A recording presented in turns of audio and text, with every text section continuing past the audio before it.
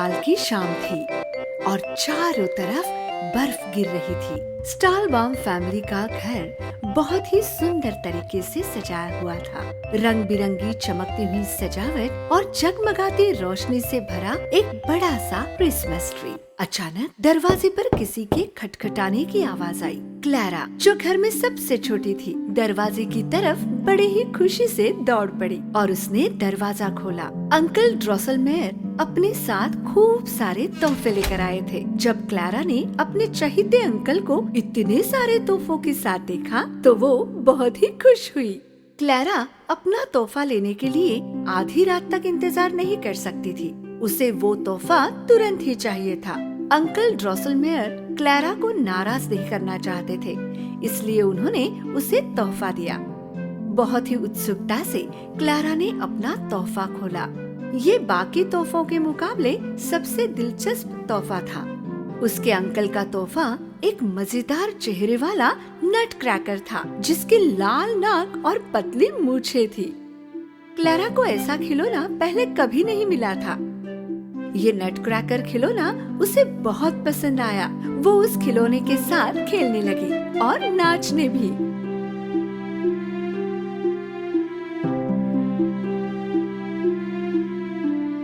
Clara के नटखट भाई फ्रिट्ज को अपना तोहफा पसंद नहीं आया और उसने उसे फेंक दिया। उसे क्लैरा का नट क्रैकर ज्यादा पसंद आया, इसलिए वो उसे क्लैरा से लेने की कोशिश करने लगा। ये मुझे चाहिए। नहीं फ्रिट्ज, ये मेरा है। आखिरकार फ्रिट्ज क्लैरा के हाथ से नट क्रैकर छीनने में सफल हुआ। हे फ्रिट्ज, मुझे मेरा खिलौना वापस कर दो। तुम जाकर अपने खिलौने से खेलो। मुझे वो चूहा बिल्कुल पसंद नहीं। ये नट क्रैकर मेरा है। प्लीज फ्रिट्ज, मुझे नट क्रैकर वापस दे दो। ये ले लो।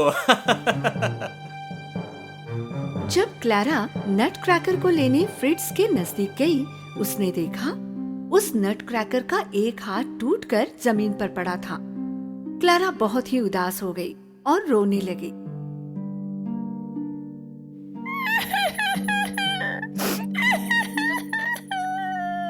फिक्र मत करो क्लैरा, मैं उसे ठीक कर दूंगा। आधी रात गुजर चुकी थी। नए साल का जश्न खत्म हो गया था और सारे बच्चों की तरह क्लैरा भी बहुत थक गई थी और वो सो गई। पर वो अपने आप को नट क्रैकर के बारे में सोचने से नहीं रोक सकी। मुझे उम्मीद है कि अंकल नट क्रैकर को ठीक कर देंगे। एक भारी जिज्ञासा के साथ क्लैरा बेड से कूदकर उतर गई और एक उम्मीद से वो लिविंग रूम में दाखिल हुई और उसने देखा नट क्रैकर ठीक होकर क्रिसमस ट्री के पास पड़ा था। क्लैरा बहुत खुश हुई और उसने नट क्रैकर को गले लगाया और सुकून से सो गई। कुछ देर बाद क्लैरा को कुछ मजेदार आवाजें सुनाई दी और धीरे से उसने अपनी आंखें खोली। उसे लगा कि वो सपना देख रही है और इसीलिए फिर से सो गई। वो इस बात से अनजान थी कि उसी समय उसने नेवरलैंड जाने के लिए अपनी यात्रा शुरू कर ली थी। वो आवाजें फिर से आने लगी, जैसे कि चारों ओर चूहे आवाजें कर रहे हों। क्लैरा ने एक बार फिर अपनी आंखें खोली। घर का सारा फर्नीचर अब काफी बड़ा लगने लगा। क्रिसमस ट्री जहाँ पर वो सो रही थी अब एक विशाल पेड़ लग रहा था। क्लैरा अब पूरी तरह से जग गई और उसी वक्त उसे एक एहसास हुआ कि सारी चीजें बड़ी नहीं हो रही थी, बल्कि वो खुद सिकुड़ गई थी। और उसने देखा कि चूहों का राजा अपनी सेना के साथ उसकी तरफ बढ़ रहा था। क्लैरा काफी डर गई और वो भागना चाहती थी, पर उन विशाल चूहों ने उसे रोक लिया। उन्होंने क्लैरा को घेर लिया और धीरे धीरे उसकी तरफ बढ़ने लगे। उसी वक्त नट क्रैकर भी जिंदा हो गया। तुम यहाँ क्यों खड़ी हो क्लैरा? हम उस पेड़ पर चढ़कर यहाँ से भाग सकते हैं। क्लैरा और नट क्रैकर पेड़ पर चढ़ गए और ऊपरी मंजिल पर कूदकर पहुँच गए। हम भागकर कहाँ जाएंगे? ये तुम्हारा घर है और तुम्हें ही पता होगी कोई ऐसी जगह जहाँ चूहे तुम्हें ढूंढ नहीं सकते। क्लैरा भाग रही थी और नटक्रैकर कहीं नजर नहीं आ रहा था। चूहे घर के चारों ओर फैल गए थे और वो क्लारा को ढूंढ रहे थे। तभी नटक्रैकर एक खिलौने की दुकान पर पहुंचा। उसने देखा कि काफी सारे छोटे सैनिक खिड़की की तरफ बैठे हुए थे। उसने एक पत्थर उठाया और खिड़की के शीशे को तोड़ दिया। हे गाइस, तुम लोग यहाँ कर क्या रहे हो? मेरी दोस्त क्लारा मुसीबत में है। चूहों का राजा अपनी सेना के साथ उसे पकड़ने की कोशिश कर रहा है। अचानक वहाँ सारे सैनिक जिंदा हो गए और खिड़की के बाहर कूदकर नटक्रैकर के पीछे दौड़ने लगे। जब नटक्रैकर घर में वापस आया तो जैसे वहाँ जंग छिड़ गई थी। चूहों ने सारा घर उथल पुथल कर दिया था।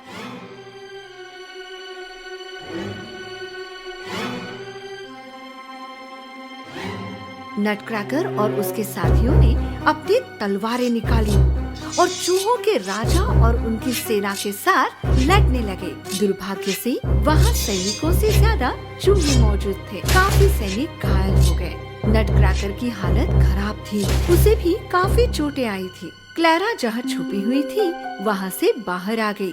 उसे लगा उसे कुछ करना चाहिए, पर वो इतनी छोटी थी कि उसे लगा कुछ भी करना मुमकिन नहीं होगा। चूहों का राजा नटक्रैकर के पास गया और उसने अपनी तलवार नटक्रैकर के चेहरे की तरफ बढ़ाई।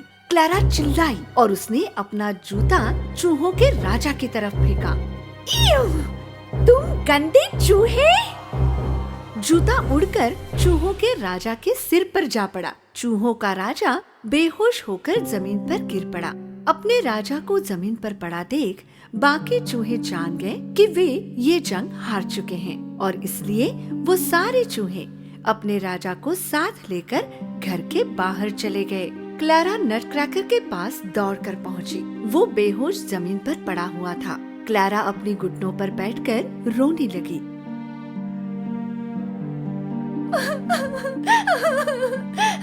नटक्रैकर उठ जाओ। अचानक एक परी क्लारा के पीछे प्रकट हुई। अपने नीले कपड़े, पंख और लॉलीपॉप जैसी जादुई छड़ी के साथ वो परी बहुत ही सुंदर लग रही थी। परी क्लारा को रोते हुए नहीं देख पा रही थी और इसलिए उसने अपने जादू का इस्तेमाल किया और ठीक उसी वक्त नटक्रैकर एक सुंदर राजकुमार में तब्दील हुआ। क्लारा ने पाया कि वो विस्मय और खुशी के साथ राजकुमार की तरफ देख रही है। राजकुमार ने अपना हाथ बढ़ाया और फिर वो दोनों नाचने लगे। ये एक जादुई नृत्य था। क्लारा को ये एहसास हुआ कि वो हवा में उड़ रही थी।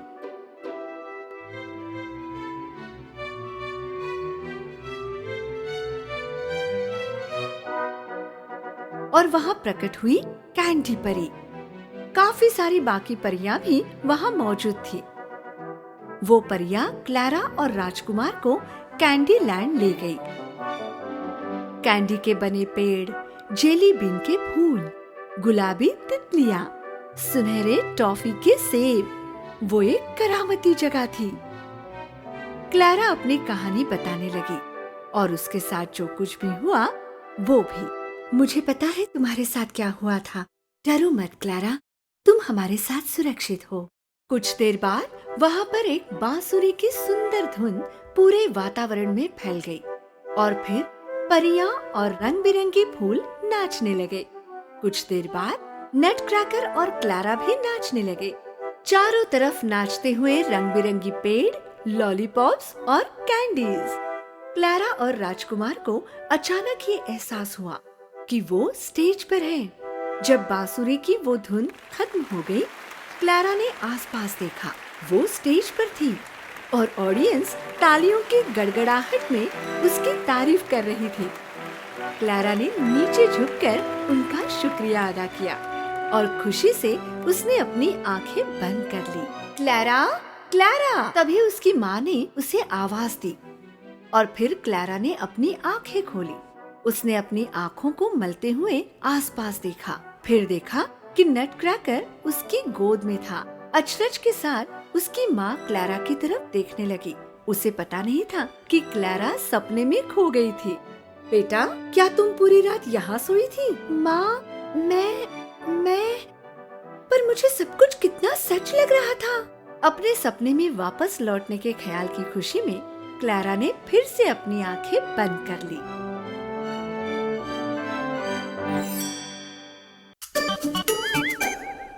एक समय की बात है, एक खूबसूरत सी प्रिंसेस एक बड़े से महल में रहती थी। एक दिन उसके पापा महाराज जी ने उन्हें बर्थडे गिफ्ट में एक गोल्डन बॉल दिया। हैप्पी बर्थडे बेटी। थैंक यू पापा। प्रिंसेस को ये गोल्डन बॉल बहुत पसंद था और वो अपना सारा वक्त उसके साथ खेलने लगी।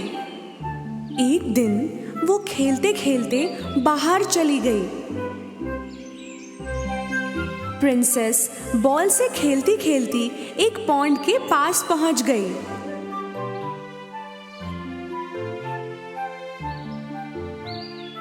वो खड़ी खड़ी खेल रही थी कि वो बॉल को पकड़ नहीं पाई और बॉल दूर जाने लगा। मेरा बॉल! प्रिंसेस बॉल के पीछे भागने लगी, पर बॉल और भी तेज जाने लगा। आगे जाके वो बॉल पॉन्ड में गिर गया और गहरे पानी में डूब गया। Oh no! प्रिंसेस पॉन्ड के पास बैठ के रोने लगी। ओह, मेरा प्यारा गोल्डन बॉल! अब मैं कैसे उसे वापस लाऊं? अचानक प्रिंसेस ने एक आवाज सुनी। रिबिट। मेरी सुंदर प्रिंसेस, आप क्यों रो रही हो? प्रिंसेस ने आसपास देखा, पर समझ नहीं पाई कि आवाज कहां से आ रही है। जब ध्यान से देखा तो देखा कि ये मेंढक की आवाज है, जो पास बैठ के प्रिंसेस को देख रहा था। मेंढक प्रिंसेस की तरफ कूदा और फिर से पूछा, क्या हुआ मेरी सुंदर प्रिंसेस, आप क्यों रो रही हो?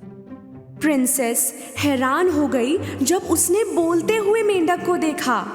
एक बोलता हुआ मेंढक, ये कैसे हो सकता है? अरे प्रिंसेस, सामने बैठा हूँ आपके, अब बताइए क्यों रो रही हो? खुद को शांत करके प्रिंसेस अपनी कहानी बताने लगी। गोल्डन बॉल जो मेरे पापा ने मुझे दिया, वो पॉन्ड में गिर गया है और डूब गया। अब मैं क्या करूं? मेंढक प्रिंसेस के पैरों के नजदीक आया और एक तरीका बताया। सुंदर प्रिंसेस, मैं आपका बॉल ले आऊंगा, पर उसके बदले में आपको मेरे लिए कुछ करना होगा। प्रिंसेस समझी नहीं, पर क्या करना होगा? अगर आप मेरी दोस्त बन जाएं तो मैं आपके साथ महल में रहना चाहूंगा। प्रिंसेस ने इसके बारे में सोचा और उसकी बात मान ली और मेंढक ने पानी में कूदी लगाई और अंदर गया। थोड़ी देर बाद मेंढक गोल्डन बॉल के साथ बाहर आया और बॉल को प्रिंसेस की तरफ फेंका। बॉल मिलते ही प्रिंसेस खुशी खुशी वापस महल में जाने लगी। प्रिंसेस को उसके बिना जाता देख मेंढक ने जोर से आवाज लगाई।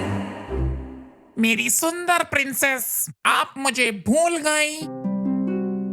आपने वादा किया था मुझे महल ले जाने का। प्रिंसेस दूर से चिल्लाई हंसते हुए। तुम्हारी जैसा गंदा दिखने वाला मेंढक मेरी जैसी सुंदर प्रिंसेस के साथ रहने की सोच भी कैसे सकता है? रिबिट।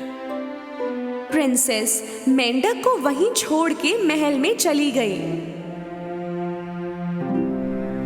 रात को महाराजा, रानी और प्रिंसेस डिनर टेबल पे बैठे। जब वो खाना खाना शुरू ही कर रहे थे, ठीक उसी समय उन्होंने दरवाजे पे दस्तक सुनी। मेड ने उन्हें बताया कि मेंढक आया है और कहा कि प्रिंसेस ने उसे इनवाइट किया है और वो अंदर आना चाहता है। महाराजा जी हैरान हुए और अपनी बेटी से पूछा, आप बताएंगी ये क्या हो रहा है बेटी? वो पापा।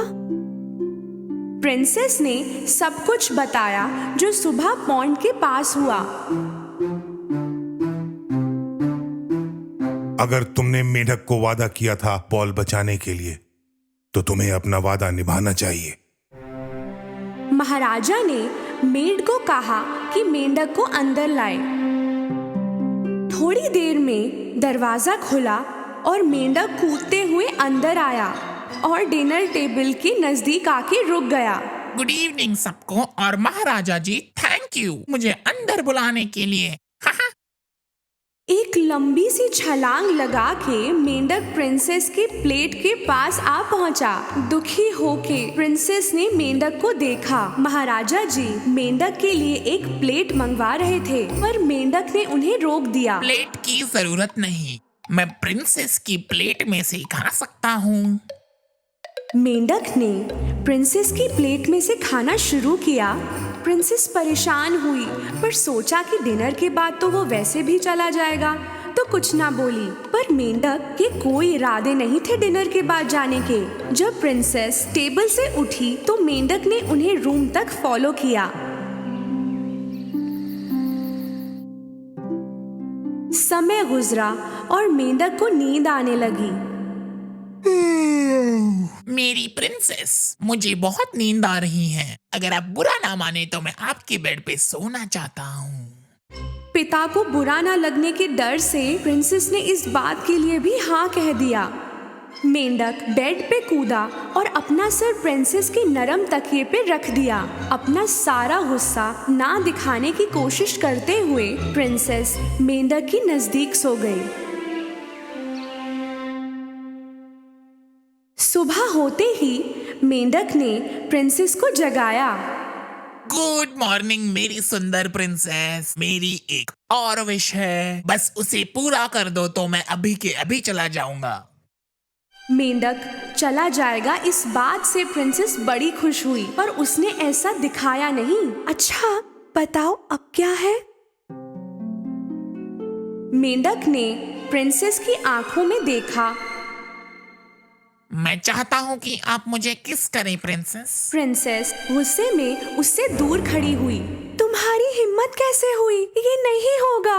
मेंढक के चेहरे की मुस्कान गायब हो गई और उसकी जगह आंसू टपकने लगे। प्रिंसेस ने थोड़ी देर तक सोचा, इसमें क्या है?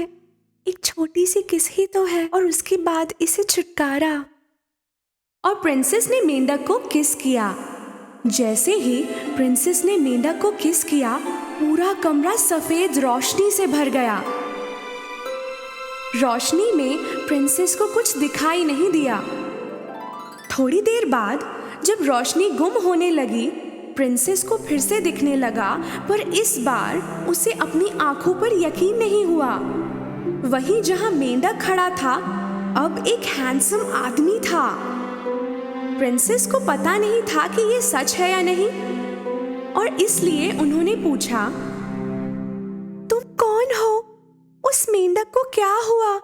मेरी सुंदर प्रिंसेस, मैं एक दूर राज्य का प्रिंस हूँ। एक चुड़ैल ने जादू करके मुझे मेंढक बना दिया था।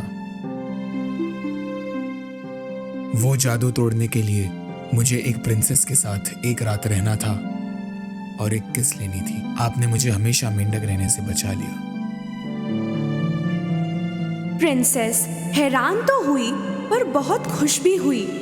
दोनों महाराजा के पास गए और पूरी बात बताई। बेटी, मेंढक ने तुम्हें ये दूसरी बात सिखाई है।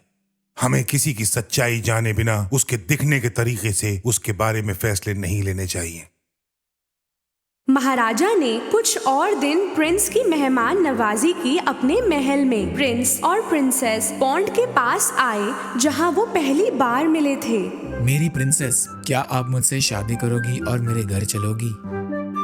प्रिंसेस मुस्कुराई और सर हिला के हाँ कहा, और ठीक उसी समय एक आवाज आई। रिबिट, रिबिट। दोनों आवाज जहां से आई वहां मुड़े और देखा, वहां पॉन्ड के नजदीक एक मेंढक था। दोनों ने अपनी सांस रोक ली और उसके बोलने का इंतजार किया, पर ऐसा कुछ नहीं हुआ। चिंता मत करो छोटे मेंढक, एक दिन तुम्हें भी तुम्हारी प्रिंसेस मिलेगी।